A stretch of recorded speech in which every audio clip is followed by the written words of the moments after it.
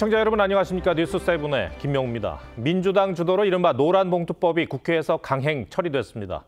재계가 지속적으로 제기한 우려는 반영되지 않았습니다. 민주당은 기업의 지배구조에 손을 댈 수 있는 더 센 상법 개정안도 상정했습니다. 의석수로 밀어붙이면 언제든 국회 통과가 가능한데 민주당이 문제 법안을 휴일에 급히 처리한 것도 이례적이란 지적입니다.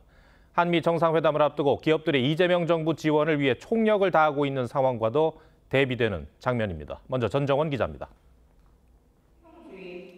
노란봉투법을 둘러싼 무제한 토론으로 국회에선 일요일 오전부터 고성이 오갔습니다.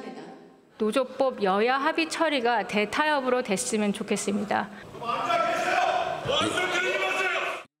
과반 의석을 가진 민주당 주도로 필리버스터가 종결됐고 야당 불참 속에 노란봉투법이 국회 본회의를 통과했습니다. 노동조합 및 노동관계조정법 일부 개정 법률안 대안은 가결되었음을 선포합니다. 민주당은 곧바로 마지막 쟁점 법안인 소위 더 센 2차 상법 개정안을 상정했습니다. 개정안은 자산규모 2조 원 이상 기업에 집중투표제 시행을 의무화하는 등의 내용을 담고 있습니다. 다섯 번째 필리버스터를 시작한 국민의힘은 기업 활동을 제한하고 법적 분쟁만 늘어날 것이라며 경제 내란법이라고 반발했지만 민주당은 기업의 불투명한 지배구조를 개선해야 한다고 맞받았습니다. 우리 기업들의 투자 의욕을 꺾고 기업을 해외로 내쫓아서 일자리를 없애버리는 이런 입법이 경제 내란이 아니면 무엇이겠습니까? 코리아 디스카운트의 원인이 되는 회사 지배구조를 개혁해야 된다. 민주당이 내일 오전 상법 개정안까지 처리하면 5개의 쟁점 법안이 모두 국회 문턱을 넘게 됩니다. 국민의힘은 노란봉투법의 상법 개정안, 방송 3법까지 모두 헌법 소원을 제기하는 방안을 검토 중입니다. 쟁점 법안들을 둘러싼 여야의 강대강 대치가 법적 공방으로까지 이어질 전망입니다. TV조선 전정원입니다. 네, 오늘 통과된 노조법 개정안, 이 노란봉투법은 사용자 범위와 노동쟁의 개념을 확대해 이 투자나 구조조정 같은 경영상 판단까지 쟁의 대상에 포함하도록 했습니다. 그만큼 기업 경영 활동이 위축될 가능성이 크다는 의미겠죠. 야당은 파업이 일상화될 것이라고 비판하고 있습니다. 개정된 법 내용을 변정현 기자가 요약했습니다. 6개월의 유예기간을 거쳐 시행될 노조법 개정안은 사용자 범위를 늘려 하청업체 근로자도 원청 사용자와 교섭할 수 있도록 했습니다. 노동쟁의 대상엔 근로조건에 영향을 미치는 사업경영상의 결정 등이 포함돼 투자 결정이나 정리해고, 구조조정도 쟁의 대상이 될 수 있습니다. 야당은 파업이 일상화되면서 기업 경영에 제약이 클 거라고 반발했습니다. 기업들의 발목을 잡고 수갑을 채우고 족쇄를 채운 상태에서 금메달을 따오라고 할 수는 없는 것입니다. 노란봉투법엔 손해배상 청구 제한 범위에 단체 교섭, 쟁의 행위 외에 그 밖에 노동조합 활동을 추가하는 내용도 담겼는데 선전전, 피켓팅 같은 노조 활동들도 인정되는 등 손해배상을 청구할 수 없는 노조 활동 범위가 넓어집니다. 노조 행위에 대한 손해배상 청구가 제한되면서 기업의 비용 부담이 크게 늘어날 수 있다는 겁니다. 그럼에도 민주당은 노동환경 개선으로 기업 경쟁력도 높아질 것이라고 자평했습니다. 노동계의 염원이 미뤄졌었는데 오늘 우리가 그것을 달성했다라는 것으로 우리가 역사적으로 큰 일을 했다. 민주노총은 본회의장 방청석에서 노란봉투법 통과를 지켜본 뒤 환영의 입장을 냈습니다. 절규했던 노동자들의 목소리가 가닿은 결과물이라 생각합니다. 하지만 국민의힘은 정부와 여당이 민주노총 하수인임을 드러낸 것이라고 지적했습니다. TV조선 변정현입니다. 네, 법은 통과됐지만 후폭풍이 만만치 않을 것 같습니다. 우리나라 대표 외국 투자 기업인 한국GM의 철수설이 재점화됐고 경제계가 강한 유감을 표명하며 후속 법안을 통한 즉각적인 보완을 촉구했습니다. 정부는 이 같은 재계 우려에 노사 의견을 수렴하는 TF를 꾸려 현장 혼란을 줄이겠다고 했습니다. 노도일 기자입니다. 미국에 본사를 두고 있는 한국GM.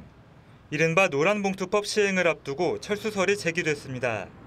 헥터 비자레알 한국GM 대표는 지난 21일 고용노동부가 마련한 간담회 자리에서 노란봉투법에 반대를 표명하며 미국 본사에서 한국 사업장의 재평가가 이뤄질 수 있다고 언급한 걸로 전해졌습니다.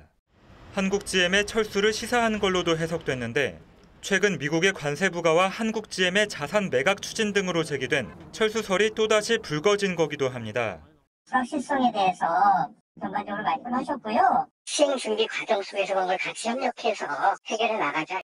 한국경제인협회 등 경제 6단체는 유감을 표명하는 성명을 내고 보안 입법을 통해 사용자 범위와 노동쟁의 개념을 명확히 해야 한다고 촉구했습니다. 외국인 투자 기업의 대규모 이탈 가능성도 우려했습니다. 현재 외국인 기업인들이 한국 노동법의 불확실성과 그리고 형사처벌에 대한 위험성 때문에 철수 얘기가 나오고 있습니다. 글로벌 스탠다드에 맞게 사업장 내 쟁의행위를 금지하도록 하고. 고용노동부는 노사의견을 수렴하는 TF를 설치하고 6개월의 유예기간 동안 구체적인 매뉴얼을 만드는 등 법적 불확실성을 해소해 나갈 방침입니다. TV조선 노도일입니다. 한일 정상회담을 마친 이재명 대통령은 현재 미국으로 향하고 있습니다. 이시바 일본 총리는 미국과의 협상과 관련한 자신의 경험을 공유한 것으로 알려졌습니다. 한일 두 정상은 합의된 문서 형태로는 17년 만에 공동 발표문을 채택했는데 이 내용까지 도쿄에서 최지원 기자가 보도합니다. 일본 방문 이틀째인 이재명 대통령은 스가 요시히데 등 한일 의원연맹 의원단과 만나 셔틀 외교 복원을 평가했습니다. 전날 정상회담에서 한일 관계 발전이 결국 한미일 공조 강화로 이루어지도록 선순환을 만들어 나가자고 한 합의를 다시 한번 강조한 겁니다. 급변하는 국제 정세 속에서 흔들림 없는 한일, 한미일 협력이 무엇보다 중요하다는 日韓米の連携の重要性は高まっております。この点について認識を共有いたしており、心強く思っておるところでございます。 공동 발표문은 수소, AI 등 미래 산업 분야 협력과 지방 균형 발전, 저출산 고령화 문제 등을 논의하기 위한 협의체 구성, 워킹 홀리데이 확대 등이 담겼습니다. 두 정상은 3시간 반가량 이어진 회담 대부분을 관세 협상 등 대미 통상 문제에 할애했습니다. 일본의 경험이랄까, 일본이 그동안에 느꼈던 점들을 우리에게 도움말 형태로 얘기하는 방식이었습니다. 우리 대통령께서도 또 추가 질문도 하시고.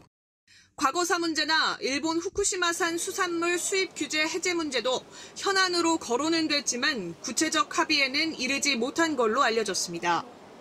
이시바 총리가 역사인식에 대한 역대 내각의 입장을 계승한다고 말한 내용만 발표문에 담겼는데 사죄나 반성이 없는 원론적 입장 표명에 그친 거란 평가가 나옵니다. 이 대통령은 1박 2일의 짧은 일본 방문을 마치고 미국 워싱턴으로 이동합니다. 미국 첫 일정으로 재미 동포들과 만찬을 한 뒤 이튿날인 25일 트럼프 미국 대통령과 실무회담에 나설 예정입니다. 도쿄에서 TV조선 최지원입니다. 한미 정상회담을 준비하는 정부의 모습에 눈에 띄는 대목이 있습니다. 대통령실 3실장이 정상회담 보좌를 위해 모두 미국으로 향한 점은 극히 이례적인데 이번 정상회담의 성공이 그만큼 절실하다는 의미로 받아들여집니다. 주요 대기업 총수들도 정부 지원을 위해 워싱턴 DC에 집결하고 있습니다. 백대우 특파원이 보도합니다. 대통령실 위성락 안보실장과 김용범 정책실장에 이어 대통령 순방 땐 국내에 남아 국정관리 역할을 하던 대통령 비서실장까지 이례적으로 미국행 비행기에 몸을 실었습니다. 이번 한미 정상회담의 성공은 대단히 중요합니다. 한 사람이라도 더 만나고 한마디라도 더 설득할 수 있다면 당연히 가야 된다고 생각합니다. 여한구 통상교섭본부장과 조현 외교부 장관, 김정관 산업통상자원부 장관 등 정부 외교통상 고위직들이 사전 의제 조율을 위해 순차적으로 워싱턴 DC에 집결한 데 이어 용산 대통령실 최고위 참모 모두 총출동한 겁니다.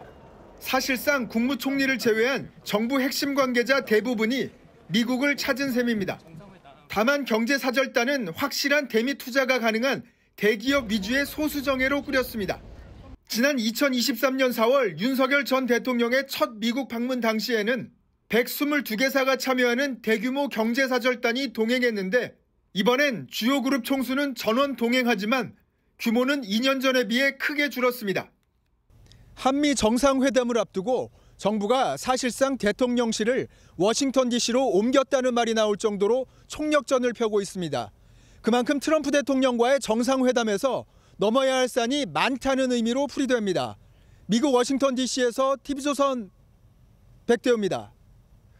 네, 이런 상황에서 북한은 김정은 국무위원장이 참관한 가운데 신형 지대공 미사일을 시험 발사했습니다. 특히 이재명 대통령의 미국과 일본 순방 출국 당일에 실시됐는데 한미일 안보 협력을 견제하고 현재 진행 중인 한미연합훈련에 대한 맞대응으로 보입니다. 조성호 기자가 보도합니다. 미사일 발사 시험 현장을 찾은 김정은 위원장이 군 간부들의 보고를 받습니다. 조선중앙통신은 어제 김정은이 지켜보는 가운데 개량된 두 종류의 신형 반항공 미사일 사격을 진행해 공중 목표 소멸에 적합한 것으로 인정됐다며 발사 성공을 주장했습니다. 반항공 미사일은 지상에서 발사돼 공중 표적을 타격하는 지대공 미사일로 북한은 2015년 지대공 미사일 7발을 첫 발사한 데 이어 지난해 4월엔 별지란 이름을 처음 공개한 바 있습니다. 미사일이 공중 표적을 맞춰 격추에 성공한 사진도 여러 장 공개했는데 순항 미사일을 타격하는 장면을 공개한 건 처음입니다. 국방위 소속 국민의힘 유용원 의원은 북한이 과거 열병식에서 공개했던 러시아 지대공 미사일 복제품인 북한판 토르 등으로 보인다며 우크라이나전 파병 대가로 받은 기술로 추정했습니다. 이번 발사는 이재명 대통령의 미일 순방 출국 당일에 이뤄져 한미일 안보 협력을 견제하기 위한 의도란 분석이 나옵니다. 북한도 일본과의 어떤 관계를 사실은 의식하면서 한미일 안보 협력의 균열을 초래하려고 그냥 일종의 좀 불만을 좀 표시하는 게 아닌가. 또 이달 중순부터 이루어지고 있는 한미연합 을지 자유의 방패 훈련에 대한 맞대응이란 시각도 있는데 합참은 서해 남포 지역에서 발사 시험이 이루어진 걸로 보고 세부 재원을 분석 중이라고 밝혔습니다. TV조선 조성호입니다. 네, 최규진 교육부 장관 후보자와 관련한 논란이 계속 이어지고 있습니다. 최 후보자가 북한을 찬양하는 글을 게시한 단체에 후원을 독려한 사실 최근 보도해드렸는데 이번엔 최 후보자가 교육감으로 재직했던 세종시 교육청의 교사 학습용 자료가 논란입니다. 북한의 NLL 주장을 두둔하는 내용이 실렸던 것으로 확인됐습니다. 박재훈 기자입니다. 2019년 2월 세종시 교육청이 주관해 정부 예산을 투입해 만든 평화, 통일 교육용 교수 학습 자료입니다. 국어와 역사 등 과목별 참고 자료가 담겨 있는데 전국의 교사들이 사용하는 교재였습니다. 지리 과목편에는 서해 NLL 이남 해역이 대한민국의 영토임을 부정하는 북한의 주장을 반영한 대목이 등장합니다. NLL은 북한과 합의 없이 유엔 사령부가 일방적으로 통보한 경계란 걸로 우리 군의 후방 배치 필요성을 언급합니다. 또 역사 과목편에선 교과서가 6.25 전쟁을 남침 일변도로 서술했다며 북한은 나쁘다는 고정관념을 심어줄 수 있다고 비판적인 관점을 드러냅니다. 세종시 교육청이 이 같은 교재를 만들었던 당시 책임자는 최규진 교육부 장관 후보자였습니다. 2023년 여당이었던 국민의힘은 이념적, 정파적 편향성이 담겨 있다며 비판한 바 있는데 이에 앞서 최 후보자는 2021년 세종시 교육청 행사장에서 문재인 정부의 한반도 종전선언 추진을 공개적으로 지지하기도 했습니다.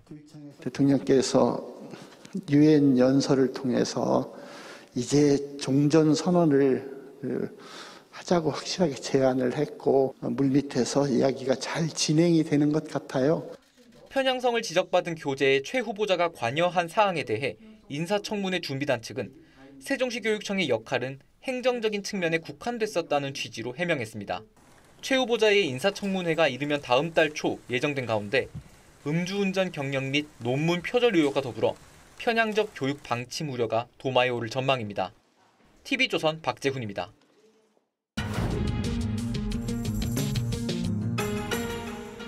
네, 정치권 뒷얘기를 현장 기자들에게 들어보는 뉴스더. 오늘은 정치부 이태희 기자 나와 있습니다. 조국 전 대표 사면 이후 행보와 관련한 논란이 계속되고 있는 것 같아요. 네, 조국 전 대표 오늘은 부산을 찾았는데 기자들과 질의응답 과정에서 2030 청년 세대, 특히 남성 일부가 극우화돼 있다고 주장했습니다. 앞서 자신의 입시 비리 혐의에 대해 진솔한 사과 없이 2030 세대에 사과를 한다고 마음이 풀리겠냐는 발언으로 논란이 된 데 이어 또다시 청년층을 겨냥한 겁니다. 네. 조 전 대표는 청년 세대가 극우화된 원인으로 주택 문제, 취업 불만 등을 들었는데 야당에선 입시 비리에 분노한 청년 목소리를 외면하고 있다는 지적이 나왔습니다. 정작 청년 지지층 이탈의 큰 원인이었던 자신의 입시 비리 혐의는 언급하지 않은 걸 지적한 건데 자신에 대한 청년 세대의 부정적인 인식을 극우화로 정당화하려는 게 아니냐는 지적도 나옵니다. 한동훈 전 국민의힘 대표는 청년들이 자신을 싫어한다고 극우로 매도하는 갈라치기 정치라고 비판했습니다. 조 전 대표는 오늘 문재인 전 대통령을 예방한 데 이어 내일 노무현 전 대통령 묘역을 참배하고 이어 호남 당원 교류에 나설 계획입니다. 예. 그러니까 저희가 지난주에 그 조국 전 대표가 올린 그 된장찌개 영상이죠. 예. 그 영상이 이제 사실은 한우집에서 찍은 거라고 이제 전해드려서 파장이 있었는데 조 전 대표가 이에 대해서 반박했죠. 네, 조 전 대표는 SNS에 이 같은 논란을 제기한 이들을 향해서 해괴한 분들이라고 했고 또 돼지 눈에는 돼지만 보인다는 표현까지 썼습니다. 사면 직후 고급 한우를 먹고도 된장찌개 사진만 올렸다는 이른바 서민 코스프레 비판에 대해 문제될 게 없다고 일축한 건데요. 야권에선 자신을 비판한 국민을 돼지에 빗댄 건 또 다른 망언이라고 비판했습니다. 조 전 대표는 과거 정치인에 대한 과장된 검증은 민주주의에서 허용된다고 했지만 정작 자신에 대한 비판에는 예민한 모습을 보이고 있다는 지적도 나옵니다. 오늘은 논란을 의식한 듯 비빔밥 사진과 함께 식당의 간판까지 찍어서 공개했습니다. 그런데 조 전 대표와 관련한 사진 논란, 이번이 처음이 아니죠. 네, 지난해 총선 직후엔 대형 쓰레기 봉투를 정장을 입고 버리거나 휴게소에서 식판을 든 모습을 공개했습니다. 소탈하다는 반응도 있었지만 당연한 일을 대단한 척한다는 비판도 나왔었습니다. 또 정치인의 국내선 항공기 비즈니스석 이용 금지를 주장했다가 정작 본인은 비즈니스를 탔던 사실이 드러나 내로남불 비판을 받기도 했습니다. 예. 자, 국민의힘 전당대회 얘기도 해보겠습니다. 김문수, 장동혁 후보가 당대표 결선에서 맞붙었는데 전략 차이가 뚜렷한 것 같아요. 네, 김문수 후보는 당내 단일 대우를 강조하는 유연함을, 장동혁 후보는 당론 역행 세력과의 결별을 주장하는 선명성을 내세우면서 차별화에 나서고 있습니다. 갈 곳 잃은 친한동훈계 표심이 어디로 향할지에 관심이 모아지고 있는데 한 전 대표는 지지자들에게 적극적으로 투표해서 최악은 피하게 해달라고 했는데 이 최악이 누구냐를 두고 해석이 분분합니다.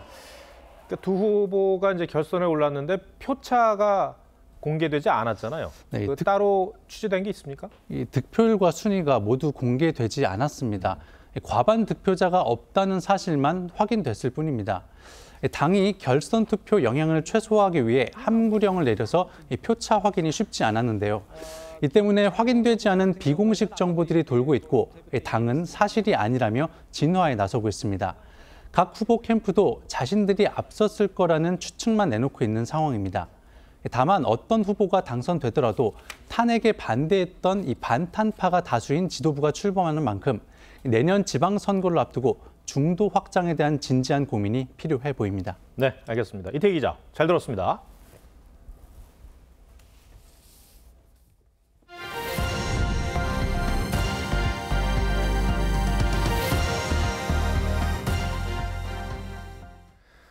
네, 12.3 비상계엄 관련 의혹을 수사하는 내란 특검이 한덕수 전 총리에 대한 구속영장을 청구했습니다. 국무총리로서 이 대통령의 위법한 계엄 선포를 막지 않았을 뿐 아니라 적극적 행위를 통해 내란을 방조했다고 판단했습니다. 유태영 기자가 보도합니다.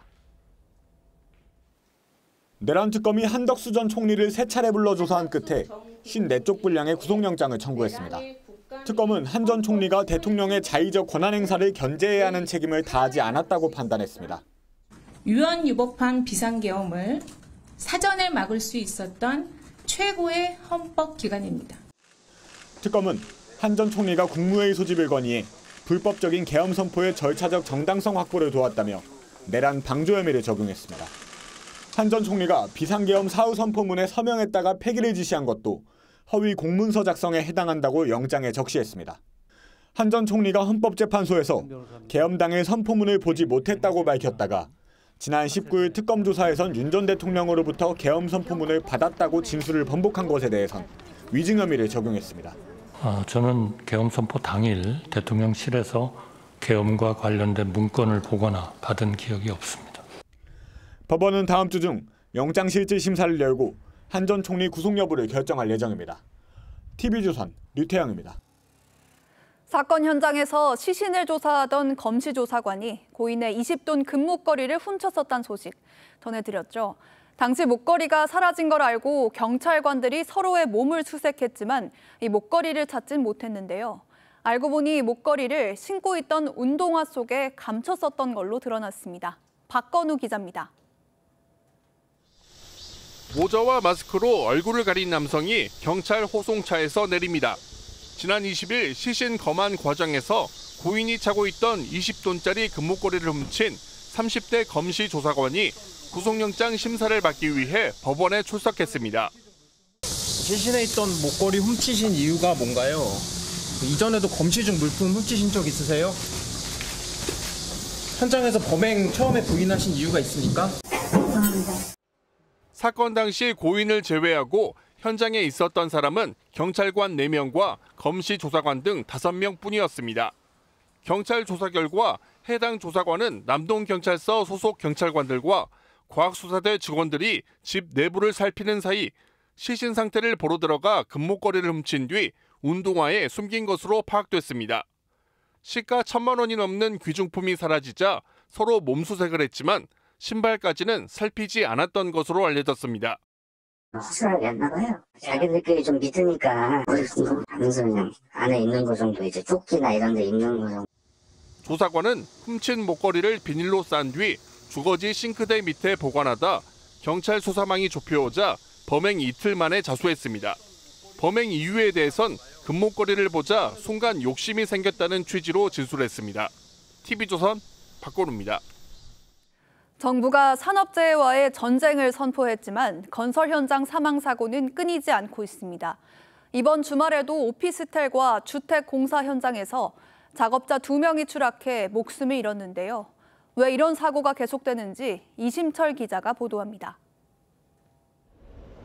도심 한복판 오피스텔 신축 공사장입니다. 각종 자재들이 쌓여 있지만 현장 인부들의 모습은 보이지 않습니다. 어제 오후 1시쯤 이 공사장 7층에서 미장 작업을 하던 60대 남성이 추락해 숨졌습니다. 이쪽에 이 병원 앞에 과학수사대 차가 2대가 있었고요. 건설 현장 앞에 경찰차가 1대 있었다. 안전모는 착용하고 있었지만 추락 방지 등을 위한 장비는 갖추지 않았던 것으로 알려졌습니다. 미끄러져갖고 유리창이 설치가 안 돼 있는 그 안전벨트 하면은 괜찮은데 그 안에 갖고 떨어진 거예요. 어제 오전 8시 반쯤엔 인천의 골프장 내 단독주택 공사 현장에서 70대 중국인 노동자가 6m 아래로 떨어져 목숨을 잃었습니다. 숨진 작업자는 2층 높이의 임시 가설물에서 용접 작업을 하다 변을 당했습니다. 그 개인이 공사하시는 거고요. 저희 골프장 쪽하고는 관련은 없어요.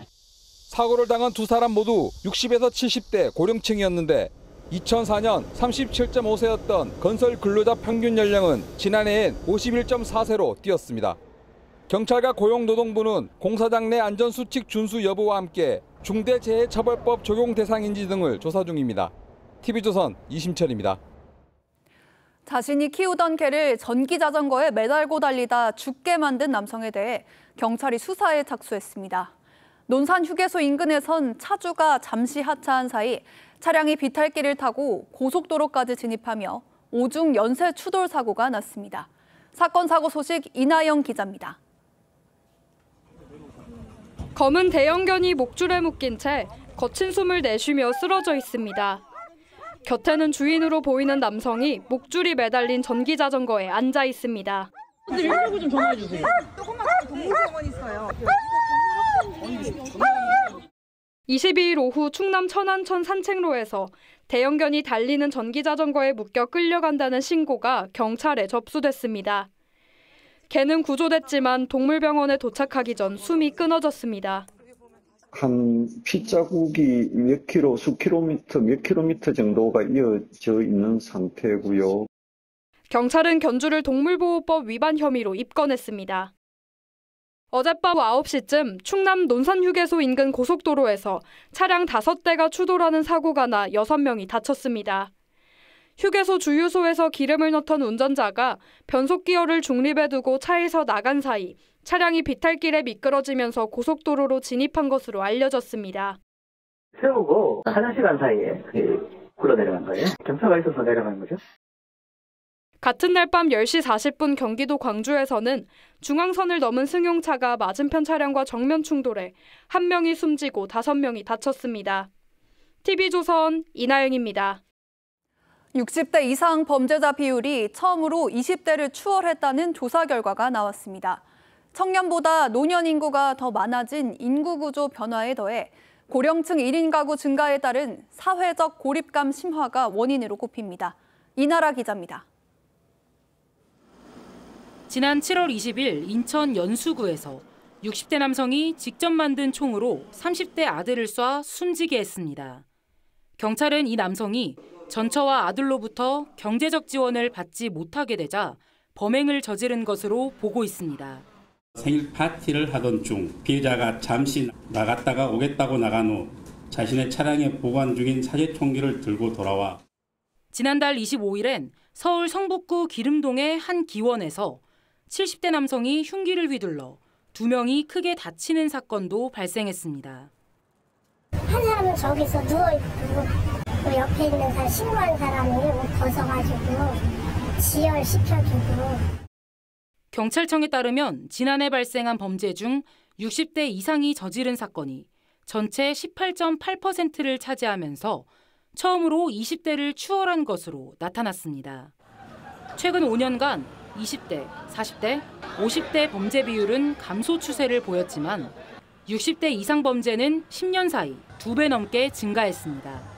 고령화의 경향이 범죄자에게도 사실 그대로 투영되고 있고 60대 이상 1인 가구 비율의 증가에 따른 사회적 고립감 심화도 원인이라는 분석이 나옵니다.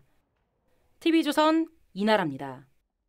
금어기가 풀리면서 본격적인 가을 꽃게잡이가 시작됐습니다. 올해는 지난해에 비해 어획량이 크게 늘어날 걸로 예상이 되는데요.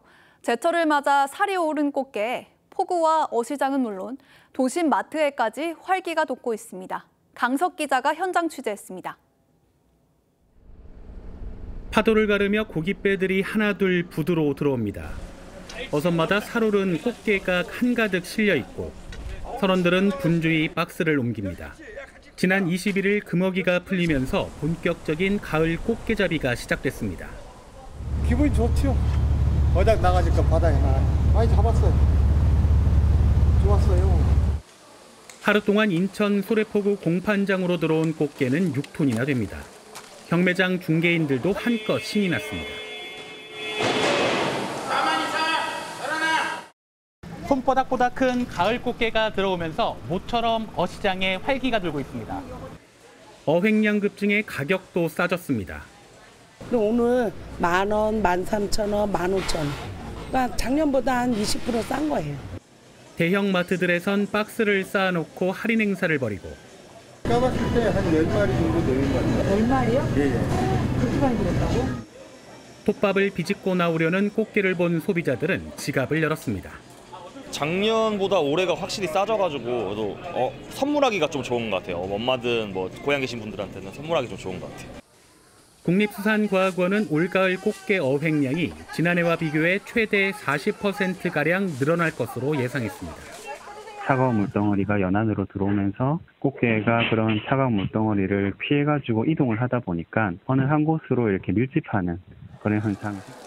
제철을 맞아 몸값을 낮춘 꽃게가 가을 밥상을 풍성하게 만들고 있습니다.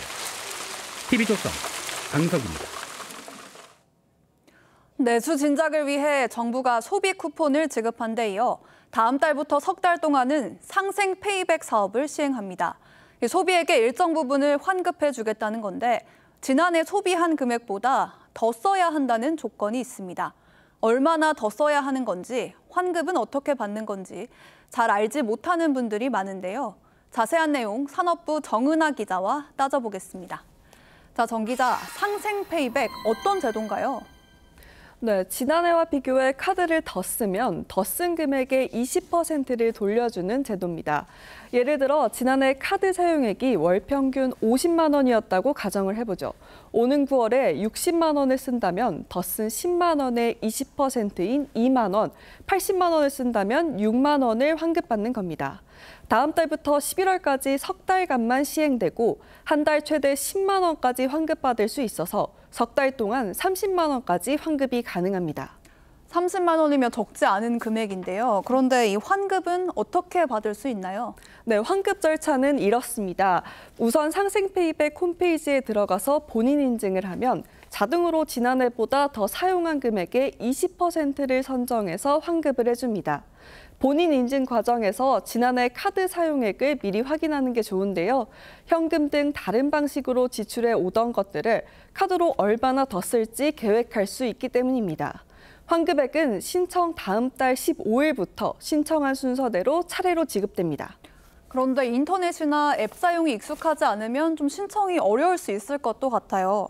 이 신청하면 환급금은 현금으로 받게 됩니까? 네, 아닙니다. 환급이나 카드 포인트 대신 전통시장에 쓸 수 있는 디지털 온누리 상품권으로 주는데요. 이 때문에 디지털 온누리 앱에 가입이 되어 있어야 환급금을 받을 수 있습니다. 만약 디지털 온누리 앱에 가입되어 있지 않다면 사용 중인 카드로 환급금인 온누리 상품권을 받을 수 있습니다. 코로나로 몸살을 앓았던 지난 2021년에도 상생페이백과 비슷한 상생소비지원금이 시행됐는데요. 그땐 모두 카드 포인트로 지급했습니다. 그런데 이번엔 전통시장과 골목상권을 살리자는 취지를 살려 온누리 상품권으로 환급을 해주다 보니 방법이 다소 복잡해졌습니다. 그러니까 환급받은 금액도 다시 소비하는 데 쓰라는 거네요. 이 사용처는 아무 데서나 많이 쓰기만 하면 될까요? 그렇지 않습니다. 소비 실적을 계산할 때 백화점이나 대형마트, 대기업 프랜차이즈 등에서 사용한 내역은 제외됩니다. 이 때문에 본인이 생각하는 카드 사용액과 환급 대상액이 차이가 날 수 있습니다. 중소소상공인의 매출 증대에 도움이 되도록 한다는 취지인데 소비자 입장에서는 상생페이백을 받기 위해 환급 대상이 되는 점포를 찾아다녀야 하는 문제점도 있습니다. 이 환급 대상이 많으면 재정 부담도 있을 것 같은데요. 이 상생페이백 사업 예산은 얼마나 됩니까? 네, 정부는 지난 추경을 통해 1조 3,700억 원을 배정해뒀습니다. 소비 쿠폰으로 12조 2천억 원을 지출하고도 추가로 또 재정을 투입하는 거라서 부담이 적지 않습니다. 일단 내 돈을 쓰고 나서 일부를 돌려받는 방식이라 체감 효과가 크지 않을 수 있다는 지적도 나옵니다. 오히려 연말에 세액공제율을 높여주고 단순하게 해서 소비자들 쉽게 소비하면서 혜택 볼 수 있는 방법을 좀 전환해야 되지 않을까 생각됩니다. 내수를 살려보겠다는 정부의 고민은 이해가 갑니다만 얼마나 효과적일지 좀 지켜봐야겠네요. 정 기자 잘 들었습니다.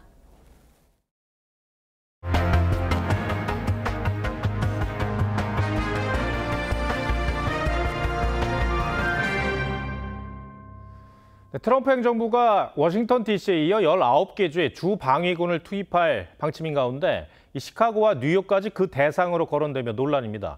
특히 국방부가 시카고에 군 수천 명을 배치하려는 것으로 알려지자 민주당 지역색이 강한 주를 겨냥한 정치적 조치라는 비판이 나옵니다. 이루라 기자입니다. 워싱턴 DC의 한 거리. 시위대가 팻말을 들고 워싱턴을 해방하라는 구호를 외칩니다.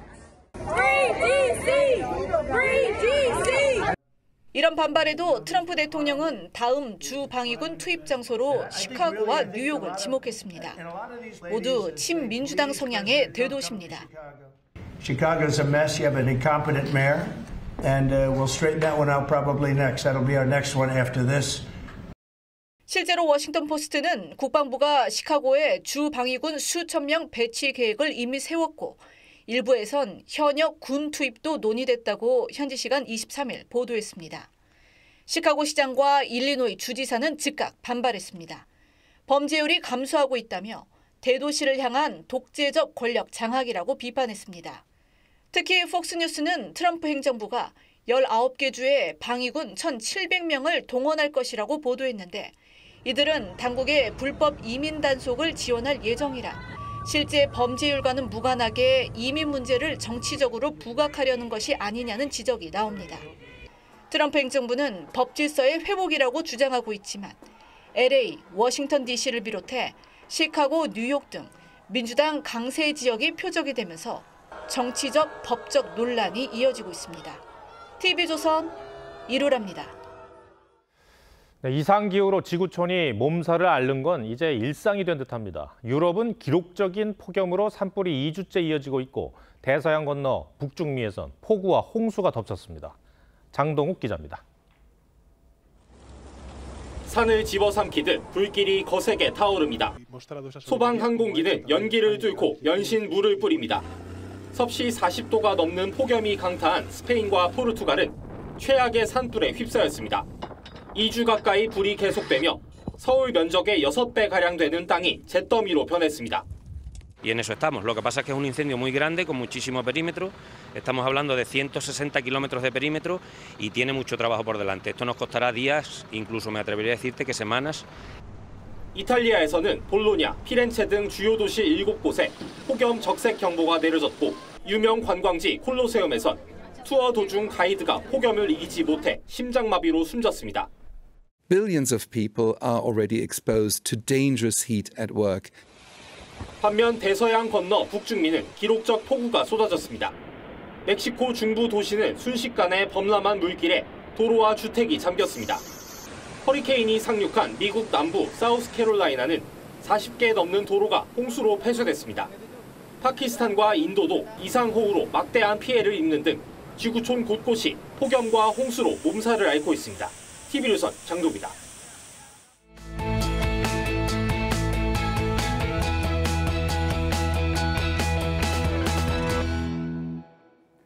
식당과 카페의 간판은 손님을 끄는 가장 대표적인 홍보 방법이죠. 그런데 요즘은 간판이 없는 가게들이 생겨나고 이런 가게들이 인기라고 합니다. 간판이 없는데 어떻게 찾아가는 건지, 왜 이런 가게가 증가세인지. 트렌드 리포트 요즘, 오늘은 임희원 기자가 취재했습니다. 최근 젊은 층이 많이 찾는 성수동 번화가의 한 건물. 아무 간판 없이 통창과 배기관만 보이는 3층에 올라가 보니 젊은 손님들이 여기저기 앉아 커피를 마시고 있습니다. 조금 길 찾을 때 살짝 헤맨 건 있는 것 같아요. 뭔가 신비로운 그런 느낌도 있고 숨겨졌다는 그 매력이 좀. 아지트라고 많이 표현을 해주셔서 자기들만 아는 공간이라고 생각을 하셔서. 을지로에 있는 한 주점도 간판이 있었던 자리가 텅 비어 있습니다. 그런데도 손님들이 익숙한 듯 들어가고 내부엔 젊은이들이 가득합니다. 뭔가 나만 아는 가게라는 느낌이 들어서 그래서 더 오게 되는 것 같아요. 아무래도 이제 저희 매장 분위기가 조금 고객님들이 그런 분위기를 좀 좋아하시는 것 같더라고요. 지도에 검색이 되는 이 가게를 찾아가면 막상 간판은 없고 골목길 안쪽에 위치해 있어 입구를 찾기도 어렵습니다. 홍보를 위해 오히려 간판을 없애는 신비주의 마케팅이 퍼지고 있습니다. 오프라인으로 드러내지 않더라도 온라인으로 드러내주시는 분들이 더 많아서 오히려 그게 또 더 효과가 있고 좀 특이하게 느껴지고 뭔가 이런 데 와봤다는 게 좀 좋았던 것 같아요. 어디 가서 자랑하고 싶은. SNS에서 간판 없는 집, 숨은 맛집 찾기 등을 검색하면 게시물이 수만 건 나옵니다. SNS를 통해서 차별적인 요소를 경험하는 사람이야 내가 라고 하는 것들을 이렇게 과시할 수 있는 여지가 있기 때문에 남들과 다른 경험을 중시하는 소비자들이 간판 문화도 바꾸고 있습니다. TV조선 임희원입니다.